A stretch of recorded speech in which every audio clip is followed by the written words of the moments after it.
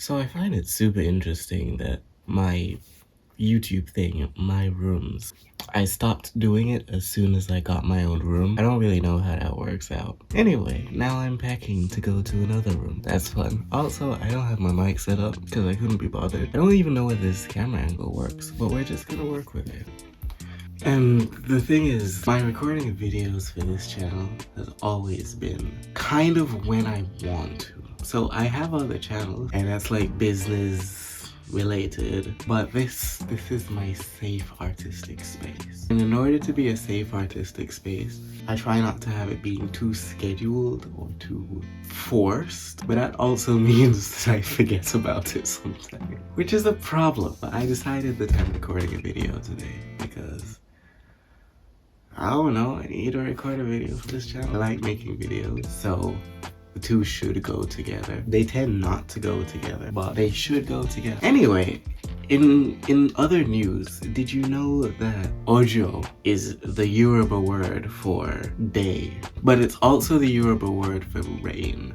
So when you say that you have a rainy day, it's Ojo Ojo. And the thing is, I'm here looking at a content creating list, a weekly plan for the content that I should have put out. And it's interesting because in my planning, my content creation framework, I have that, I have the title, and I have the days written out. Saturday, Sunday, Monday, Tuesday, Wednesday, Thursday, Friday. Like all of the days that you're supposed to have in a week, I have those written out. And then I have content written on 3 of those days. And I guess I forgot that I needed to write stuff for the other days. And then I just found this book. It was in a suitcase from the last time I moved.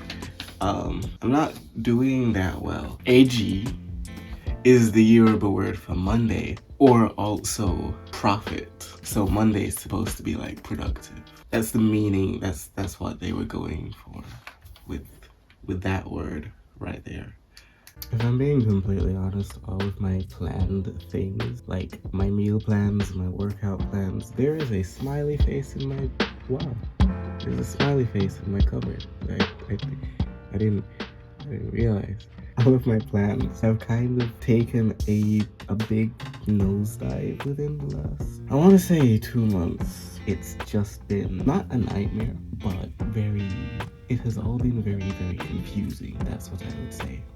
It's been super confusing, and I kind of feel like I've been playing catch up just a little bit.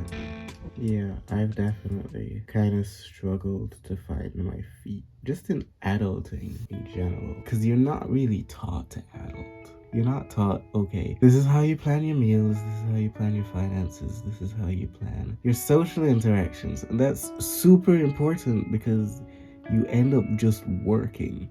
And for me, personally, I'm getting into like production. I'm being added to teams for things. It's like, nigga, you thought you did not want to be a part of that team.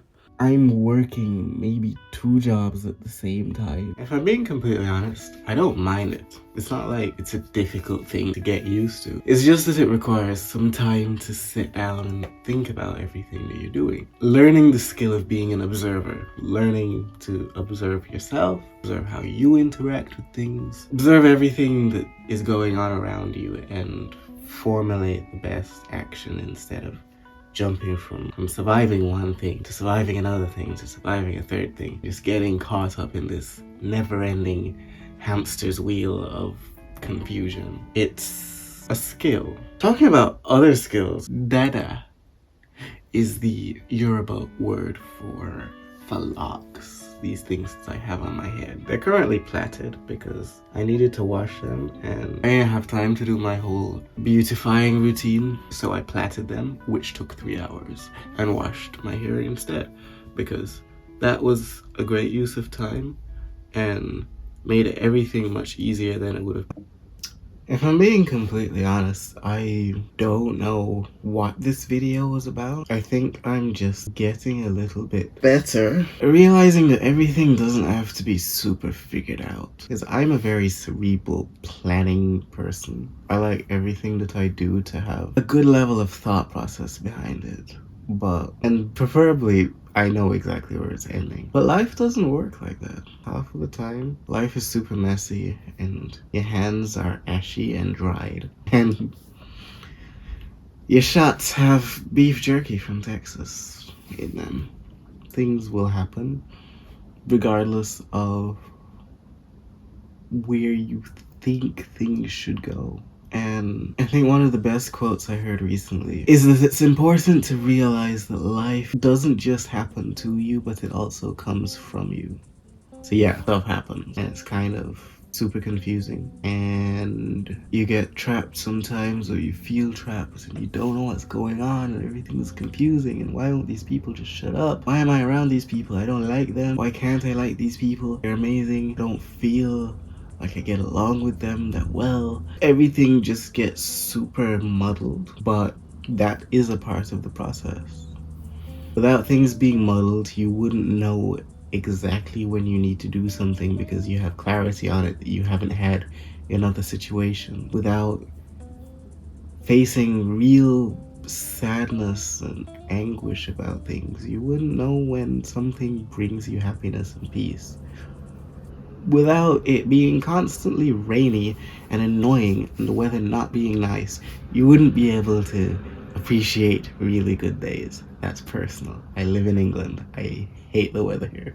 Maybe you can, well, I'm learning that maybe I don't have to have everything planned out. More than that, you can trust God much more when you are forced to rely on Him. Thank Jesus, the Lord God in heaven Almighty, that I can rely on Him, because half the time I don't know what I'm doing. I don't know what I'm doing. I do not know physically what I am doing. It is confusing. It is weird. I'm just like, And I think also plan downtime for yourself. Plan rest time. Plan time to go out and have fun. Be in the moment when you're out having fun with people, and be in the moment when you're working. Because literally, you don't know how much time you have left. You don't know whether it's a week or 10 years or 100 years or one day. You have no clue of that.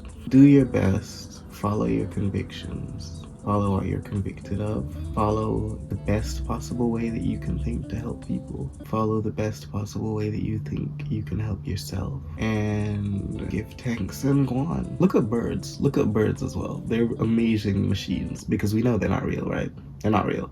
Yeah, they're amazing machines and they fly and it's amazing and cool. Pray to Jesus. Brush your teeth. Floss.